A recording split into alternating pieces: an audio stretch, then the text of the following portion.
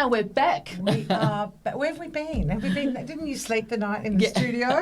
We love it here so much. Another week, a fresh week. Yeah. So we're just chatting about our weekends, and we're just sort of having a little bit of a chat about Familina. Fam bam. And how important families are. And, you know, when I think about families, I think of, because as everyone must know by now, I'm one of 8 kids, is one of the things that makes me giggle the most was when Mum was dying. And you might all go, oh my God, she's laughing. This is funny. And Mum laughed harder than anyone. She had about a week where she was sort of on her way out. And all the kids were in her room. And this is at the latter end of her life in a retirement village. And we're all in there going, you know, Mum sharing stories and whatever. Well, the nurse came in and went, I'm sorry, you cannot have this many people here in this room. You'll have to remove some. Only family only. We went, well, this is half the family and this is only the siblings. And the nurse's face was just like, oh my God, she just turned around and closed the door. And I thought, you know, here we are having a giggle with Mum and her dying deathbed. And I thought, what a way to go. Yeah. Family. What a way to go. Oh, well, I'll tell you what, that must have shut that nurse up, you know, then all of a sudden. She closed the door so fast, it was like, bank closed. But one look at Di and Di's family is I think that they're all nearly like twins. We actually had your brothers on. They've actually been podcast guests in our first series. So tune back to Colin Scott and Richard. But the sisters as well, they're all kind of peas in a pod, but beautiful family. And was just saying, families come in all shapes and sizes. And I'm really lucky. And look, I've got a lovely bit of a small family. And Di's family, they'll call me like another sister, which is so You're the lovely because I'm around there all the time. She doesn't have a sister, so they adopted her. That's it. So there you go. Yeah, so... they adopted Nicola and went, no, you're the sixth sister. And my brothers go, Nick is the sis. Yeah. A sis. Oh, What's another nickname they have for you? There's Smiley. You know, your brother's even got that in as Smiley. well. I was going to adopt that because that is you two. Yeah, well, talk about adoption. You put the nail on your head there. Exactly. Well, we have got somebody now, you know, who knows more about that, I think, than most people here. So let me introduce you to Lisa Preston. We're actually thrilled to have you here at the back fence. Lisa recently appeared on Insight on SBS in a powerful episode about DNA and adoption, hosted by our friend Kumi Tutucci. And so tune back, she was only on our podcast not that long ago. Just incredible one where Lisa shared her story, remarkable story. Lisa's also a proud mum, a biz owner, a true adventurer, from running mobile preschools in the outback to cooking on remote cattle stations. This is a story about identity, belonging, and the deep need to know where you come from.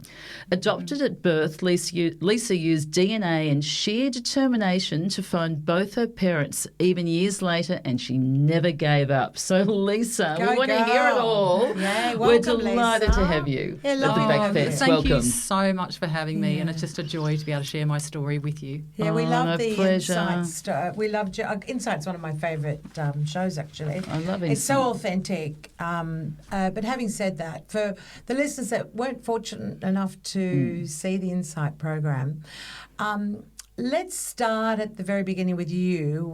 Let's start with your father being in the Navy. Yes. And you going to 14 schools and living in 40 houses. That blew my mind.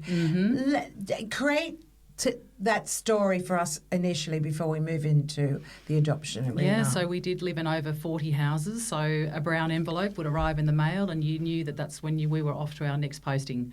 So we'd stay in a place 6 months, a year, 18 months, and we'd be off. So you're always the new kid at school. So that was because your dad was in the Navy. He was in the Navy. Yeah. So I guess then that meant he was away from home. Not all was the it time. at sea, in our early years, he was. He'd be away at sea for 6 to 9 months at a time. So Mum would be at home with the 3 of us. Yeah, and so we actually lived on Garden Island twice, which is just down the road here from your studios.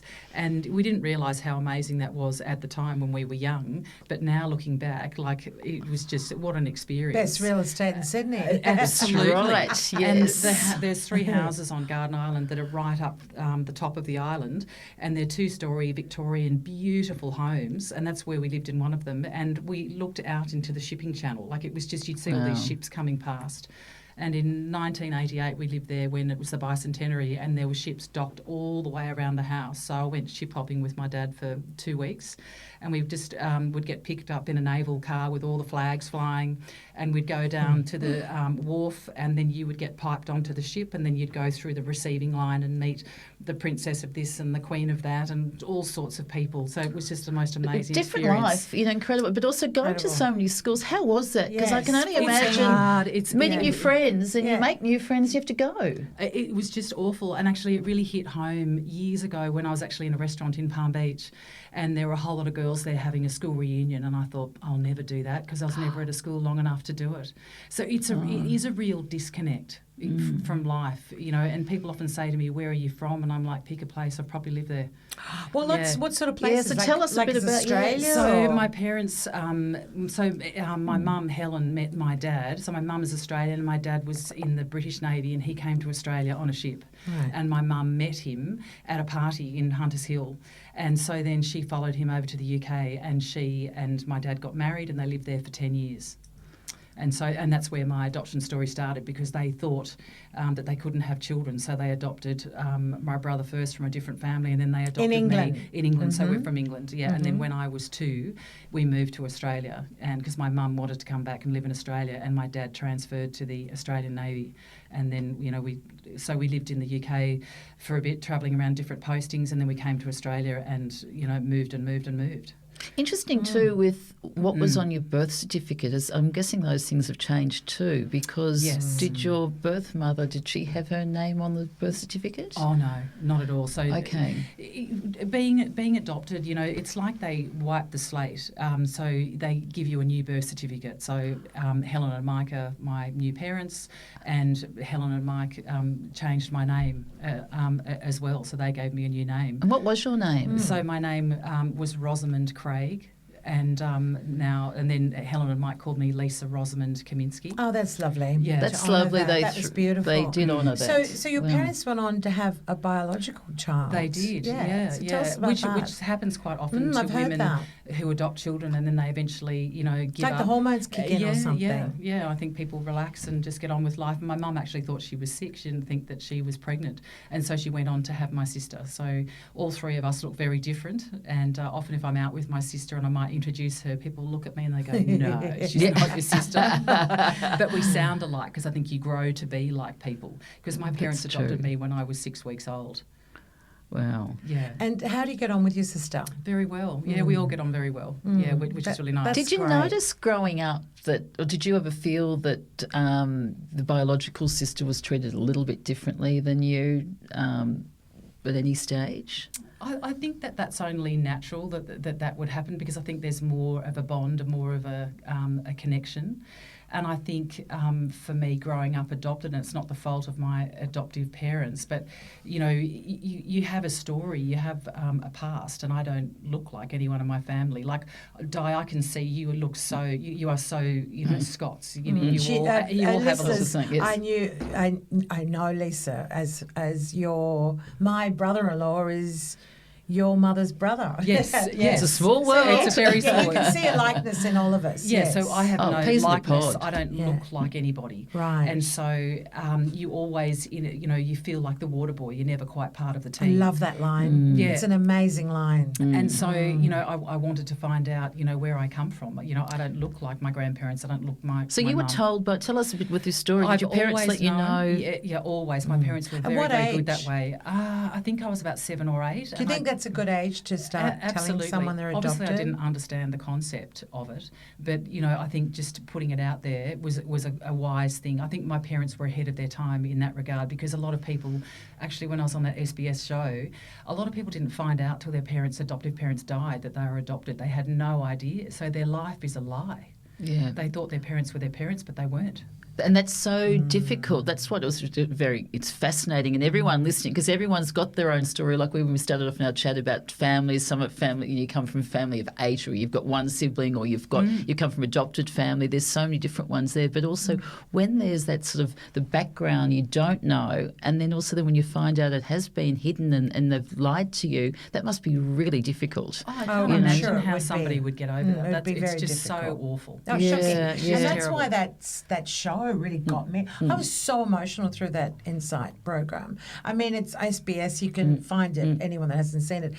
So let's move forward a bit. You have your first child. Yes. And you are how old? I was 30 when I had my first son. And what did that just ignite triggered in you so much. Yeah, and that's what happens. Start telling the story now. I think it's probably a good time to work our way into this. So you got married. I got married, and so when I was in my 20s, I tried to do a lot of research myself, and I just kept on hitting a brick wall, and I couldn't get any answers. So I just went on with life. And then for adoptees, there's trigger points in your life, and it can be getting married, but a big one is having children. And so, you know, when you're pregnant, you get asked a million medical questions, and I had no idea. I couldn't answer anybody, you know, anything about anything. So I decided that I would engage a detective. So I got Now, where was this detective located? She's in the UK, and she's a specialist in her field, and she's also a social worker as well. So Beautiful. She was a perfect person, because I'm not in the UK, to make that contact for me and be that middleman. Well, it's amazing. I didn't know that there were even careers as being a detective to actually search things for your. I suppose you can search for whatever you want, really. Yeah. So but your husband's having an affair. That's it. Yes. You hear about those ones and cut them out. Doesn't take them on. So I rang her and I gave her the information that I knew. All I knew was my mother's name. I knew the hospital where I was born. I knew that I was born in the UK. And she said to me, easy. She said, wherever your mother is in the world, whether she's alive or dead, I will find her. Wow, that's a big call. Yep. And she did. She found her in 5 days. No. Yeah, blew me away, because I've been searching scratching around forever. Wow. And I just couldn't find her, and she found her. And I said to her, what can you do that I can't do? And she said, I buy credit card information, I buy medical information, I do all sorts of things. But when I first started my search and when she did hers, there was no internet. There was none of that. So how she did it, she was pretty clever. You got a good one. She was really, really good. Yeah. And so she said to me, are you ready for me to make contact with your birth mother? And I said, I'm getting yes. nervous. And were you pregnant at this stage? I was, Okay. yes, very heavily pregnant. Oh, wow. Yes. When it rains, it pours. Yeah. Bring it on. So she said, yes, I'll make contact with her for you. And I said, well, how are you going to do that? And she said, I'm going to write her a letter. And I said, what does it say? And she said, the letter says, I'm researching a family tree on behalf of a client. If my client believes they're related to you, this person was born in blah, blah, blah. So for her, the penny would drop, but anyone else reading the letter, like her husband, wouldn't have any clue. Smart. Yeah, it was very smart.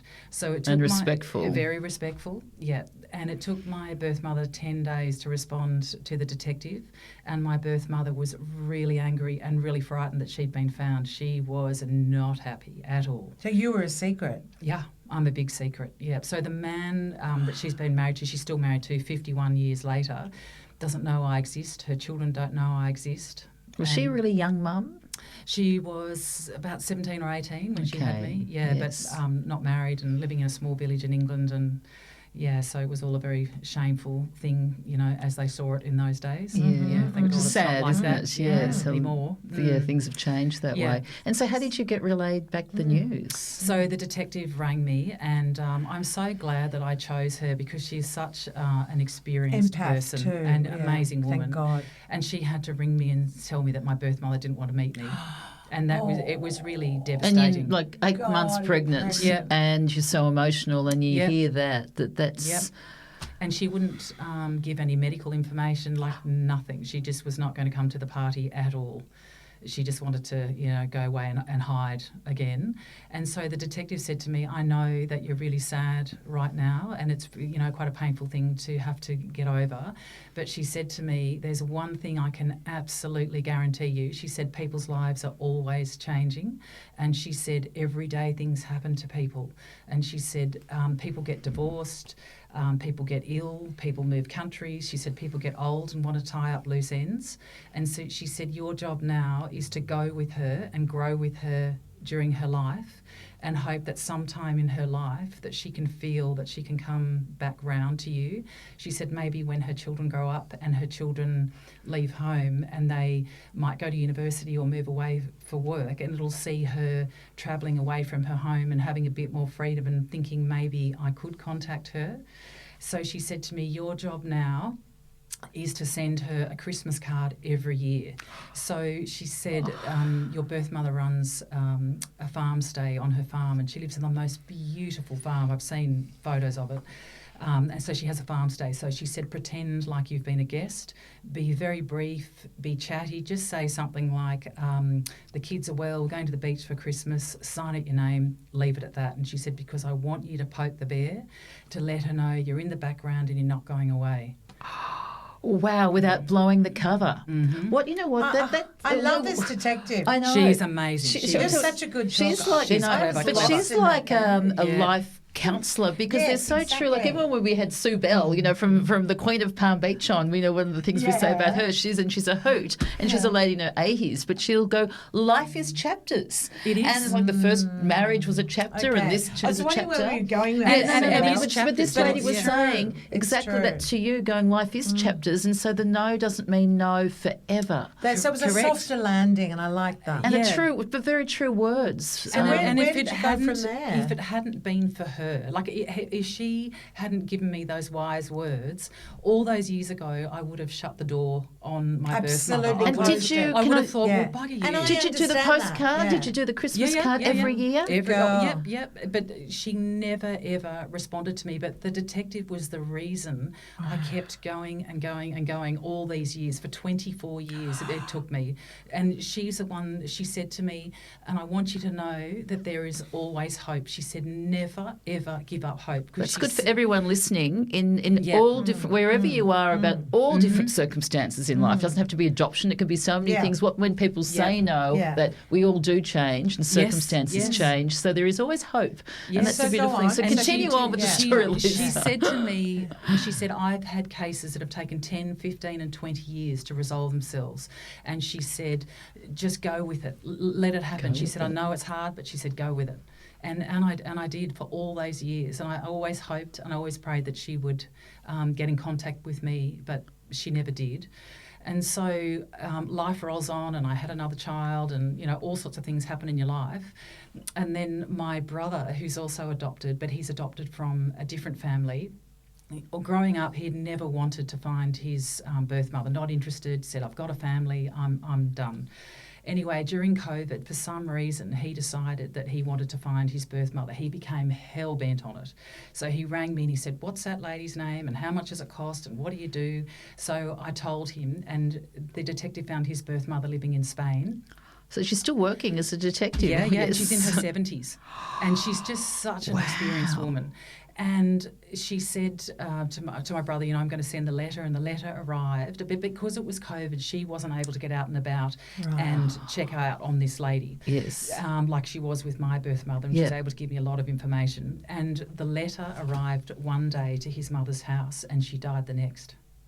Oh. And my brother was absolutely devastated. You would not believe that. So really. What happened? So he was just so devastated. Was she elderly, I'm guessing? Yeah, she was in palliative care and she died. And my brother came from a very aristocratic family, and his mother... Did he know that? Yes, and his uncle was the Marquis of Bath and lived in Longleat Castle in the safari park. It's like I'm reading a book. Oh, yeah, I know. And I'm loving this. When my parents got him, he came with the most beautiful Harrods suitcase full of Harrods clothes. And his mother gave him up and got him back 3 times before she eventually relinquished him. And she never went on to marry, never had any children. It just devastated her whole life.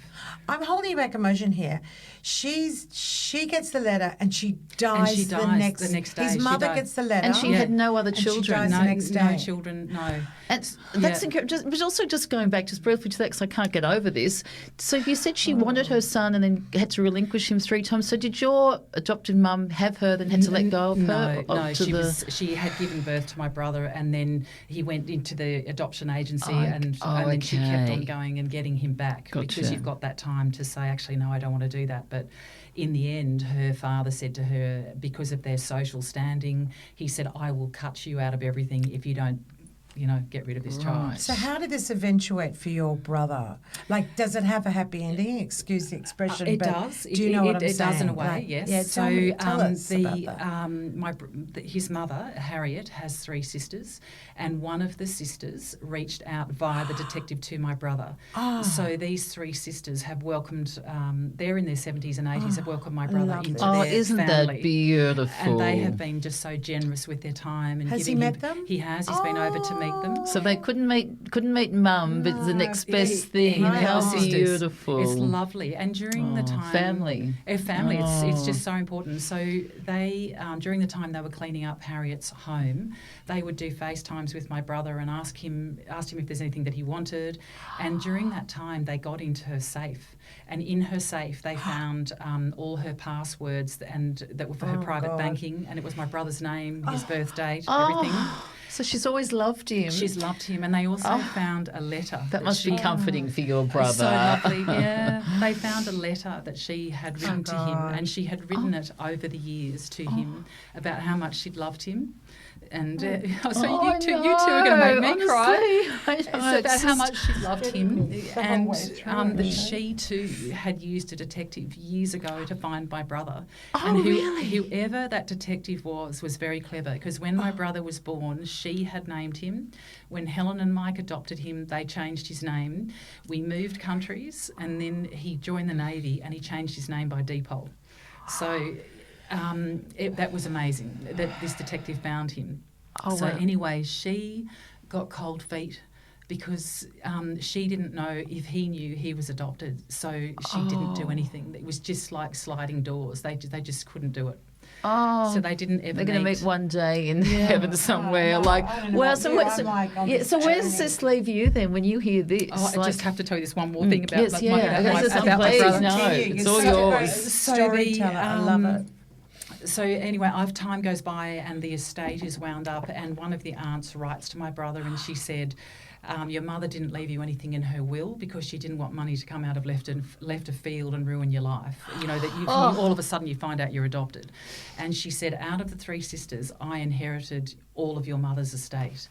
And she said, but I think it's only just and right and fair that I gift you your mother's estate. So she gifted the whole estate to my brother. I've got goosebumps on the top of my head. Even Sam. Are you serious? Sam's That's eyes sort of something like bloody 50-cent wow. pieces. Can you believe it? And also you've got to say those good people. Good people. Real people. Because also, they've had to really get to know him because he could have been a wayward son or anything. You're not going to, But they knew how much she loved him. And they knew. They know that, or was it when the safe was open they went, my God? They all had always known about it. Your brother must have been blown away because that changes lives in so many ways too. And then to inherit something like that as well too. Wow. So back to you. Yeah, back to you. Continue on, Lisa. Moving back to next chapter. Turn the page. Yes. Really, literally I did. So my brother is the reason that I continued my search. So after COVID and life moves on and everyone's gone back to work, one morning, probably about 18 months ago, I woke up and I said to my husband, if I don't go over to the UK, get on a plane and go and find my birth parents for better or worse, I'm going to be like my brother. My parents will die and I'll never know them. Because I said to my husband, I'm ageing, they're ageing, and time is of the essence. And my husband said, well, if that's what you want to do, let's do it. We'll do it. So I started by writing to my birth mother, and I don't have a personal email to her. I only have a business email, and she's in business with her husband and 2 of her 3 children. So it was a very dangerous thing to do, but I have got beyond caring. Yeah, good girl. Yeah. So I would be the same. Yeah, after your brother's experience too. One day, For better or worse, this was going to happen, and it was just like this force took over me. Wow, good. And I've also been working with a psychologist for 4 years. And when I told her what I was going to do, she said, I think you're absolutely mad. And she said, this has got the capacity to go really tits up. And I said, yeah. But I'm prepared. It's very good to have that warning. Yeah. But I knew, I had to get on with the rest of my life knowing that I had done everything that I could possibly do. You're a woman on a mission. I was absolutely on a mission. Nothing could stop me. I'm loving this. Yeah. So I wrote to my birth mother, and my email was titled, It's Time. And so And I told her that's exactly it's time. Trying to It's figure out the right. name of the book. it's time. Yeah, that's a good one. That is very Exactly. good. You That's said it. it. Yeah. That's very good. Yeah. And I told her briefly what happened to my brother, and I said, I don't want that to be me. I said, I've done a DNA test, and I said, I appear on 2 extensive family trees with people I don't even know. I said, but with you, with your husband, with your 3 children, with your grandchildren, I said, so therefore, I am not such a secret. And I said, it's only going to take one of your adult children or your teenage grandchildren to do a DNA test. And I said, the cat's out of the bag. And I said, it goes straight to your email. Anyway, I heard nothing from it, like silence. So we went ahead and booked our tickets anyway. So on a mission. I love your husband. Yeah, It seems like he's a rock for you. Absolutely. What's his name? Rod. Shout out to Rob. We adore you. Yeah. Yes. Yeah. And so anyway, we're in Australia planning and strategizing, and so 3 weeks before we were due to go, I said to Rod, I'm going to have to write to her again because goosebumps. she doesn't know what's about to hit her. And so I wrote to her again, and I said, the tickets are booked, the trip's imminent, we're coming. Determined daughter, maybe like the mother. Yeah, and I said, I know I'm a secret. I promise I won't turn up at your home, but I will be looking you up. And I heard nothing. So 3 days before we were due to leave Australia, I got an email from her. First email I had ever had in my life. It was about 5 words. It didn't even say, Dear Lisa. It just said, do not use this email address. She gave me a mobile number and said, call after 11 a.m. So You then, got goosebumps, was it just me? So it's incredible, but the window is wrong with open me. for the very I'm just first like, for the time. very first time. Okay, so how did you feel Well, around that's that? hope. Oh, I Yeah. was hopeful. But so then Rod stepped in as my intermediary because he isn't emotionally attached to the story. No. I couldn't have tried to call her. But were you feeling warmth is what I'm asking. Was it, there's no. hope and then there's, my mother's contacted It's not me. a warm and No, juicy what was it? email, What was it? No, but she said she's come back. No, don't contact me. She's given you a moment. So there's She's there's given a us- little bit of rope. She's let out, opened the door finally, a little yeah. bit. Yeah. But also there's that huge fear of rejection as well. Yes, and Yeah. ultimately that's what Yeah. you're heading into, possibly. And that's why my And not even a high psychologist Lisa. said you're a Yes. nut because Yeah, she yeah. said you're looking at a rejection in the face. Good. Yeah. I'm backing you all the way. Okay. So then for the next 3 days while we were still in Australia, Rod was trying to call her at 11 a.m. her time and she didn't pick up, nothing. So we got on a plane over to the UK on a wing and a prayer, not knowing if she's going, I'm not going to meet you, or yes, I will. We had no idea. And before I left, I had also contacted my birth father, who I had originally contacted 24 years ago. In the meantime? In the meantime. I had found him 24 years ago. You had? I had, Oh. yeah, myself. Yeah. Yes. Because I got my adoption file and his name was in my file. So because he's a farmer and a lot of Brits don't travel and they just stay put, he lived on the same farm all his life. So I was able to contact him, and I spoke to him 24 years ago. But, in life timing, it's about timing, and the timing wasn't right with him at that point. But he was so happy to But hear he was from very you. happy to think that Very he had a daughter. receptive. Yeah. Yeah, But was he receptive 24 years ago? Look, yes and no, but not enough to say, yes, I'll meet you. So Can I ask a question? Did he have his own biological children? No, I'm his only biological child. So he God. is still with the same woman he married 50 years ago, and she brought 3 children into the Got marriage. it. And so I'm his only child. Wow. Well, Okay. and you talk to him every day. I do. I do. I love that. But not during that But not time. during that time. No. So I contacted him, No. all those years ago, but it Yes. wasn't the right timing. No, of No. course not. So Now, knowing yeah. that I was going on this trip, I also wrote to him as well, and I sent photographs of myself and my children and asked him if he could see any resemblance, and he was saying, no, I can't see any likeness, and I'm thinking, oh, well, maybe he's not my dad, but anyway, I will contact you when I'm over there and we'll organise to meet. So we did that. But so anyway, we decided we would deal with my mother first because we knew that she was going to be hard. Yeah. So we... Understatement. Yes, so she lives in Scotland. And our only plan was, we had not much of a strategy. Our only plan was that we were going to hire a car at Heathrow and we were going to drive to Scotland and we were going to drive to her village, and that on the way we'd stop at a petrol station at 11 o'clock in the morning and that we were going to call her. She doesn't live in the town. She lives out of the town on a farm. So we hired this car, and it was a really long drive. And so we pulled over at 11 o'clock in the morning at a petrol station, got out. I got out, and Rod's in the car calling her, and she didn't pick up. And I'm walking around the car park while someone's trying to sell me, coming up and going, do you want to buy an Apple Watch? Singing. I'm like, no. I love it. Yeah. Anyway, the next thing I get a message on my phone from her saying call at 3:30. So we decided we would keep driving. And your heart must have been racing. I don't know how my husband put up with My me. heart's racing now. I'm not even bloody involved. I was a mess, absolute crying mess the whole time. Because it was becoming real. Like, was I facing a rejection? What was going to happen? So we drove all the way into her village. It's huge. And there was a little tiny general store and a little tiny pub, and that was it. So we went to the pub, and we were the only ones there, and we had a couple of hours to kill before 3:30 came. And then just as 3:30 came and Rod stood up to go outside to call her, there had been no music in the pub, and then the song started playing that we had at my dad's funeral. And I knew then that it was going to be okay. Oh my gosh, you actually got a universal sign. I did. I knew that my dad was there to help. And what was the song? You know that song, the Beatles song, Here Comes the Sun? Yep. Yeah, that was it. The sun. Yep. When they go, there's a universal plan. Wow. This is amazing, Lisa. It was amazing. And I'm sitting in the pub crying my eyes out. Wow. And I could see through the window of the pub. I could see Rod in the car, and I could see that she'd picked up straight away. He was talking. He was talking to her, but I could tell by his body language that this conversation was going. It was hard. It was not an easy conversation, and he was out there for about 40 minutes. And every so often I'd look up and look through the window and look at him, and eventually through the window of the car he's going, We've got a meeting. I was crying my eyes out. Thank goodness. So how did that convo go? He said she picked up straight away. He said straight away she was trying to duck and weave out of a meeting. She said, we're farmers, we're busy, we work 7 days a week, I can't come. And Rod said to her, he said, we've just flown from Australia.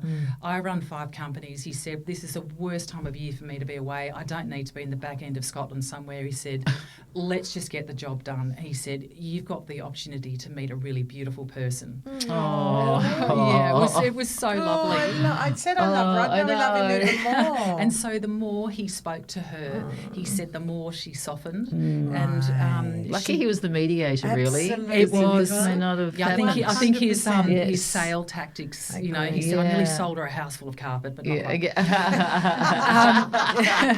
It helps in life. Yeah, it does help. And he said she started to soften, and she said, well, okay, she said, if I do this, she said, I want to put some boundaries in place. And Rod said, what do you want to do? And she said, I'll meet you for an hour. It's a once only contact, and I don't want to talk about the past. And we were like, okay, but I had to accept whatever she was going to offer. I had to take it. And so that was on the Friday that we had contacted her, and she didn't want to meet us until the Monday. Dear. And because the detective had shown me photos, I look a lot like her. It was Friday.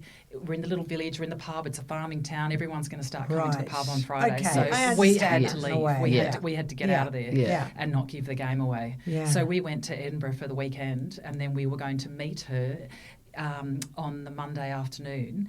And so the place that she told us she would meet us, we had to drive out of Scotland, over the border, back into England, drove for hours to a place that she had said she would meet us where no one would know her. And she met us under secrecy. Oh, incredible. It's sort of sad, like still the shame or whatever feelings that she's got there. And I guess that secret just must be so hard. So tell what us. transpired? So we were, Rod and I said to him I wanted to get there early because I was so nervous. And I'd only been living on M&Ms and coffee for days. Like I was just a crying mess. Yeah. And so we're sitting in the car park and... so close yet so far away. Yes, and I said to him, I just have to go into the bathroom. And so So we went into this building and there was a really beautiful foyer, and Rod said to me, I'll wait for you in the foyer. And when I came out of the bathroom and I was walking back towards the foyer, I could see him standing there with her. And we both saw each other and we just cried and cried and cried. It was she so cried. lovely. She did. She cried. Did you hug? Yes.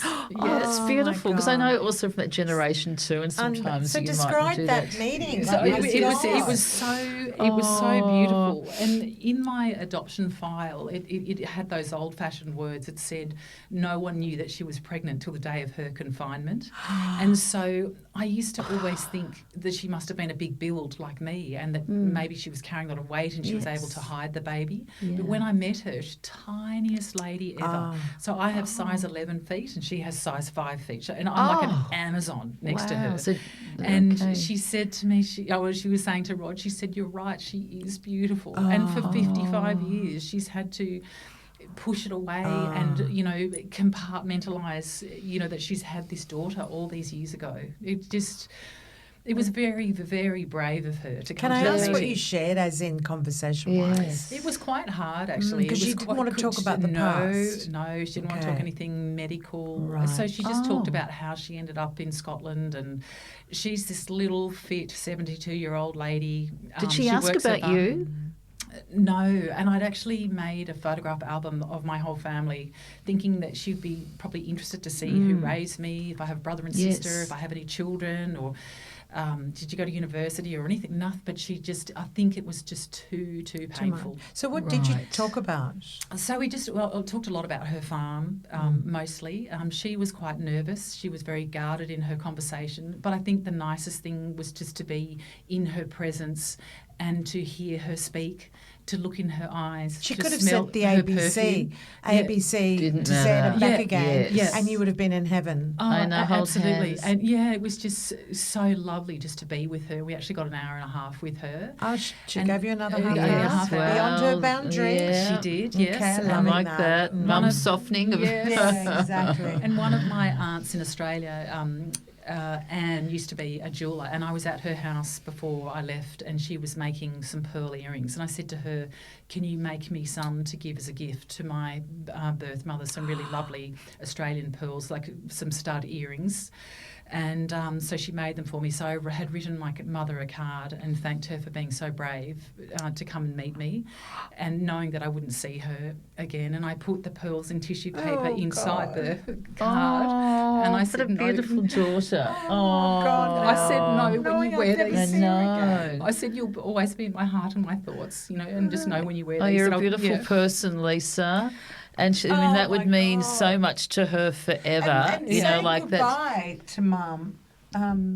Is Mum still alive now? Yes. Well, you Tell never us know about then. saying goodbye to Mum. Yeah. Just So we walked her to her car, and I gave her the card then. She didn't open it, so I don't know what she thought. Yeah. But she cried and cried and cried. I mean, I can't imagine the pain that she's had to suffer.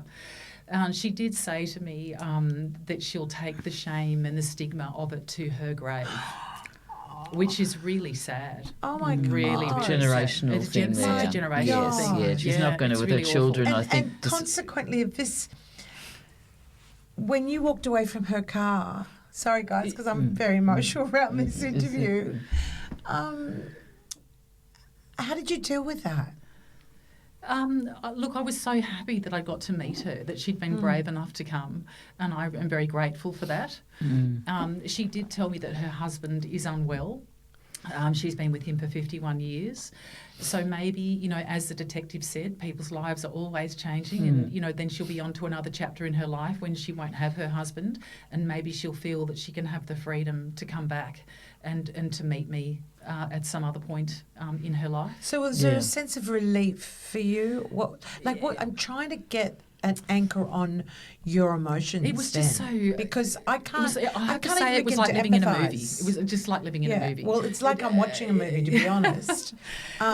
When you walked away, what did you say to Rod? wow. Yeah. I was. I was like, you. wow, and I was I think it's Right. speechless. I Really. was. you know. I was really speechless. Yeah. There's And no- as the no dust words. settled, what emerged for you?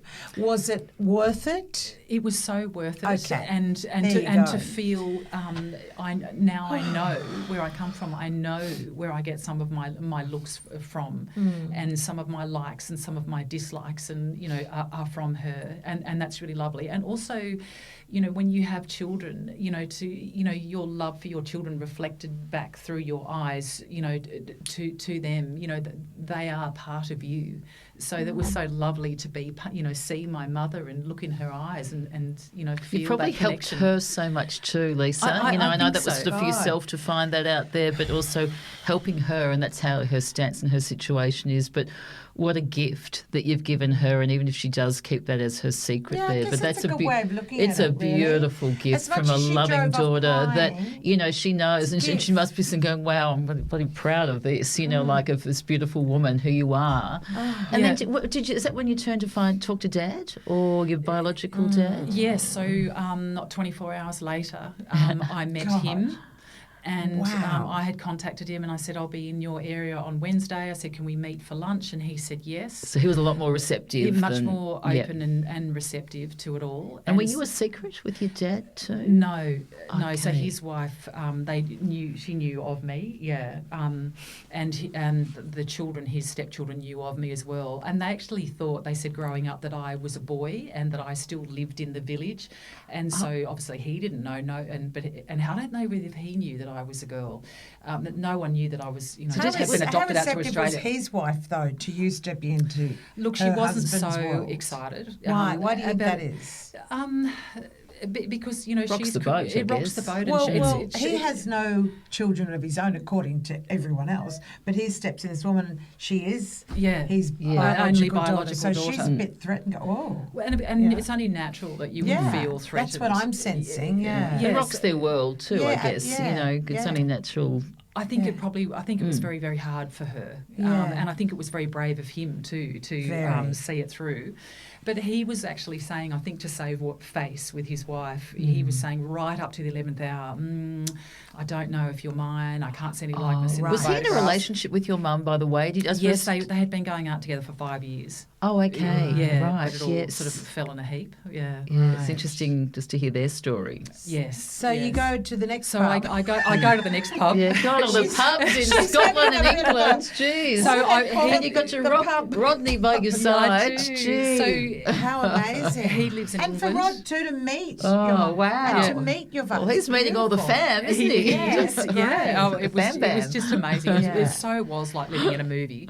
So we go to this pub, and I walked into the pub, and as soon as I saw him, I could have laughed and cried all at the same time. There was absolutely no doubt who the father was. It was like looking in the mirror. It was just hilarious. Wow. And he's a massive man. Like, he's got hands like dinner plates, size 15 Oh, there's your big feet. Yeah. big guy. And I was like, oh, thank all you. Hands, all That's tick, what- tick, Yeah, tick. Wow. yeah. yeah. So the lunch that we had with them was really hard. Because With them? With them, yeah. She came. What, the kids? Because, No, the with wife. the wife and, Okay, and, so- and right. my birth father. Of course it she was was a bit there. hard. And I think Yes. it's a bit overwhelming, Yeah. for Of them too. course. And she's 87 and Oh. he's 78. Right. And so, at that stage It's of life, huge. it's Yeah. massive. It's a really big thing to wrap Yeah. your head around. Yeah. And so the lunch You're was very hard. empathetic to the other side, to which I think that's exquisite. Yeah, that you have to try and understand everybody's It's imperative. angles, and adoption is. It's like a Band-Aid in the moment, but it's like throwing a rock in the pool, and all these ripples just go out and out and out, and everyone in that adoption triangle, whether it's the adoptive parents, the biological parents, the children, everybody's affected by it. It's really difficult. It's I just see it, as a Band-Aid, and I don't know what the answer is. Do you think everyone who has been adopted in some way, whether, I don't know, there's a great story or a right way or a wrong way, everyone's got their own unique experience, but do you think there is a trauma with everyone? Well, it's a known fact that adoption is a trauma, because you've been in your mother's womb for 9 months, and then all of a sudden she's gone. Yes. And so, and then they wipe the slate clean and expect you to get on with life, but it doesn't actually work that way. I've got a couple of friends that have been adopted. I think only two that I know of. And one said to me, what did she say? She said something along the lines of, yeah, but my mother, the word was rejected me. Yes. And that just stabbed me. I went, whoa, how do you know that? You don't know her story and blah, blah, blah, blah. But Trying to break it is that a rejection. down. And the other person said to me, he said to me, it's like you've got a puzzle and you love this puzzle and you can never find the piece to fulfill That's exactly how I feel. And I went, I get it now. I get that. That makes sense. I went on my journey to find the missing pieces of my jigsaw puzzle. Oh, and, wow. And that's what because everybody has a story, and I needed to know what my story was. Did you find the piece? I did. So you've completed the puzzle? Yeah, absolutely. And that's beautiful. It is really beautiful. So what was lovely about that lunch in the end, even though it was hard, at the end Rod had engaged the wife in looking at the Ancestry DNA app. And so finally she's not looking at me and listening to what I was saying, but she was looking somewhere else and talking to Rod. Oh, good. And He's a good man. He's a good man. And so my birth father was sitting next to me and he leant over to me and he held my hand and he whispered to me and he said, I can see that you're mine. Oh, that's so beautiful. And I said, Richard, have a look at us. I said, do you still want to do a DNA test? And he said, no. Oh, so tell me about the relationship that ensued from that particular meeting. So after we left the pub, we went outside and took a couple of photographs, and Rod and I got in the car and I said, well, 2 out of 2, we've done what we set out to do. Done. And it was just amazing. And we were heading off in totally the other direction to go and see one of Rod's sisters in Somerset. And we drove for a few hours and we stayed in a little village overnight, and I was just emotionally exhausted, and we slept in the next day. And then we got up and we were in a cafe having breakfast and my phone rang, and it was my birth father's wife. Oh, birth father's wife. Okay, yes, yeah. And I'm softening now too. I'm hoping this is good. And I'm thinking, oh my God. I said, she's probably ringing up to tell me to get lost. Yeah. And she said, we've been up till 3 a.m. She said, Richard's been crying. She said he can't believe that he has a daughter. He can't believe how alike you two look. And she said he's so emotional he can't ring you, he can't speak to you. And she said he wanted me to ring you and ask you if you and Rod will come back to our farm and spend the day with us and have lunch. Oh, this is beautiful. And so, and all the years that I had Google Earthed his farm and gone up his driveway and around his farm, I never thought that I would be invited to drive up his driveway and spend the day with him and have lunch. And it was the most wonderful, wonderful day.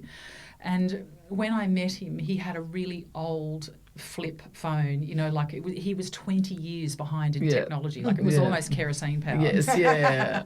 And he said, I don't need this technology. He said, if I can make a call and receive a call, that's all I need.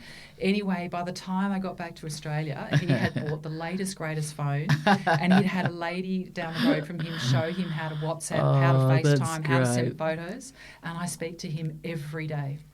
Every day. How magic. And it's so lovely. He has just embraced me wholeheartedly into his life.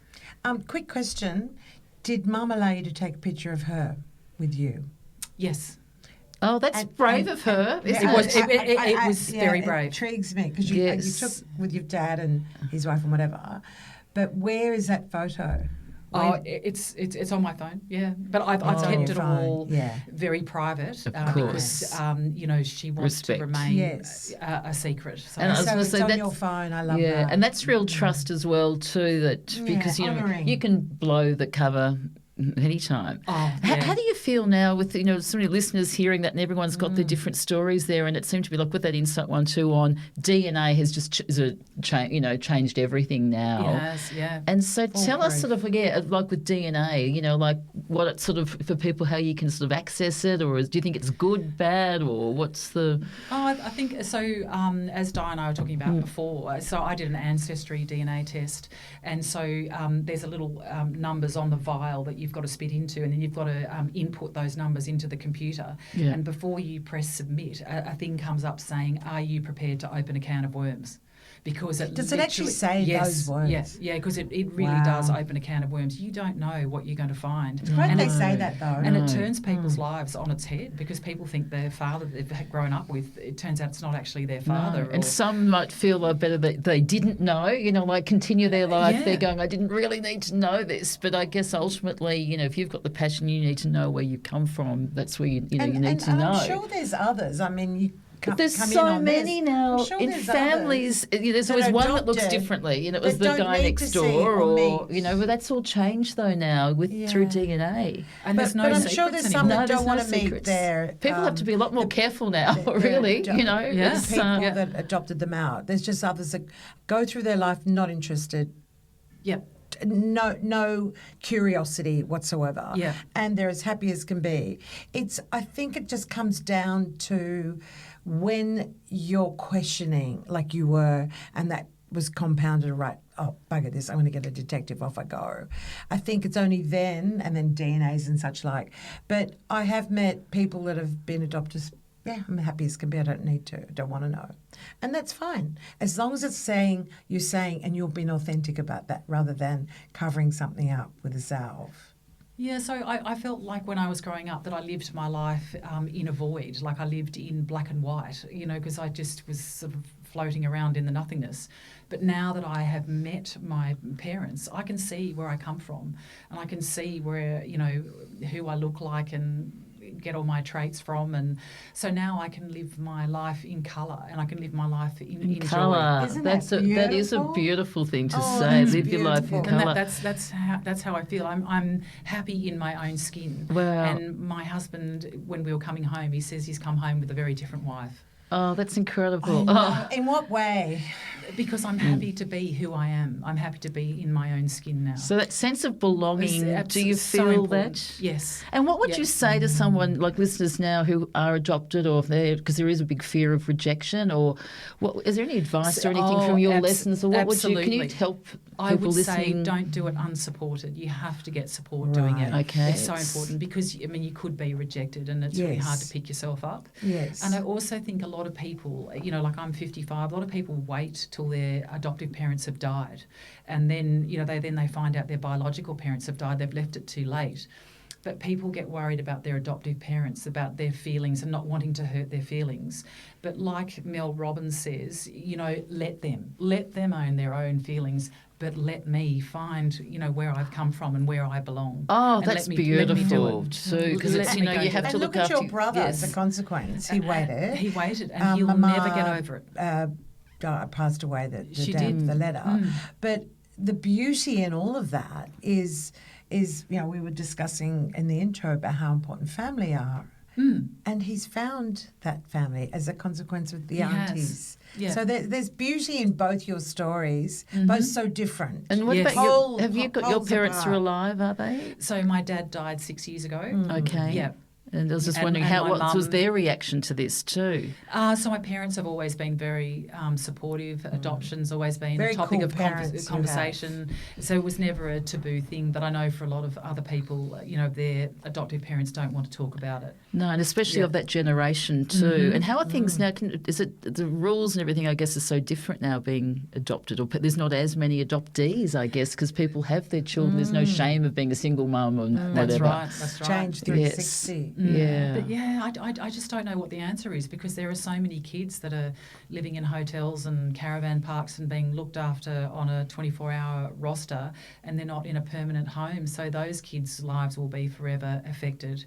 So, and people aren't adopted. Adoptions still happen, but they're not as often. So that's a really good point that you just brought to the fore. So elaborate on that a little more. Because the biological parents still want to have contact with their children, and they don't want to relinquish them to a permanent adoption. So they go into foster care, and and then they have so many foster homes, in their lifetime.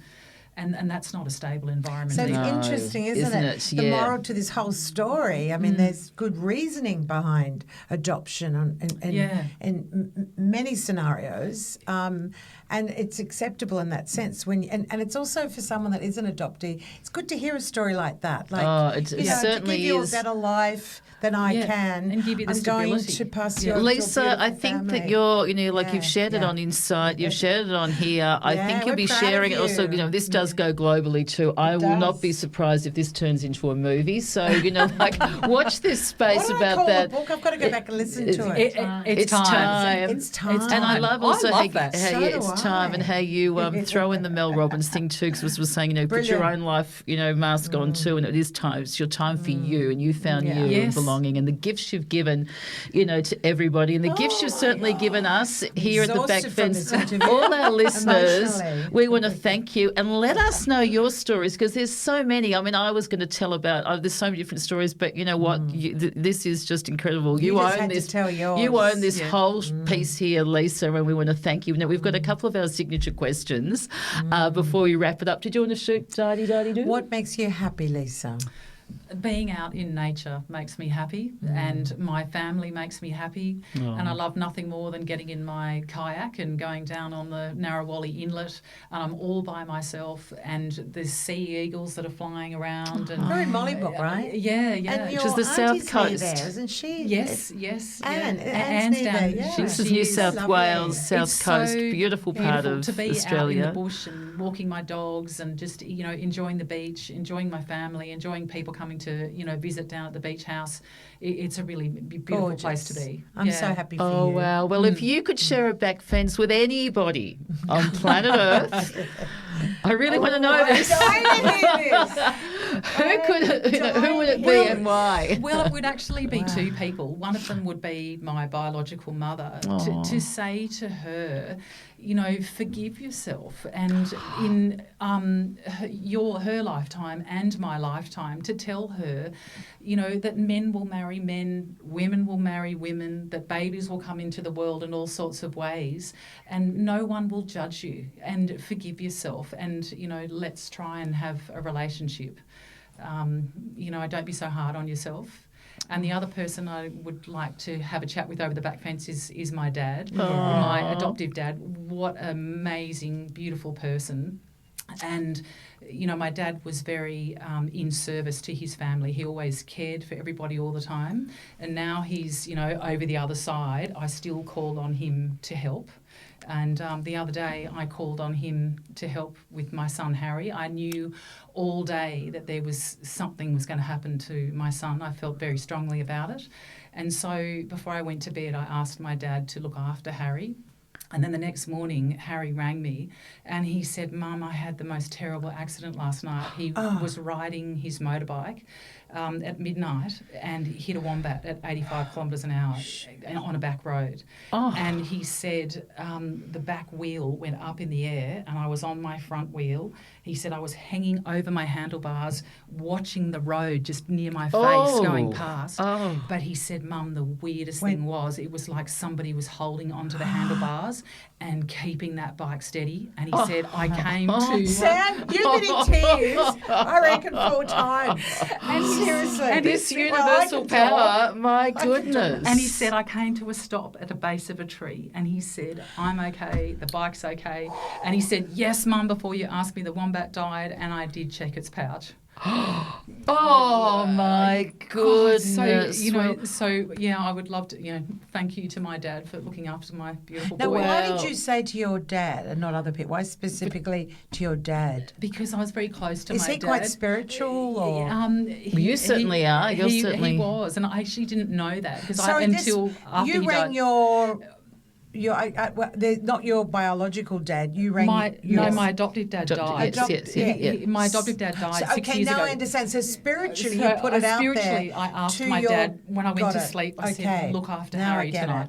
it. But interesting Okay. too, that. But you also had the Wow. insight before it happened that something was going to That's happen. woman's intuition. I knew that's all a day that premonition. something was going to happen Mama, to Harry. Mama Yeah. intuition. Wow. Well, I'll Yeah. tell you I- what. I love stories I like love that. this. Well, you have Yeah. certainly blown us How over many at the times do back we fence. just I think say- this back fence is nearly We believe in divine intervention a lot. Yes, Really, we do. Everybody, And thank you. We witness it through Thank you, words. Lisa, so much for Yeah. coming on, sharing this Yeah, incredible it's great. story. There's so much more we're going to talk about. I think there could be part 2 and 3 with this. I tell you what, but it's wanna be in the movie.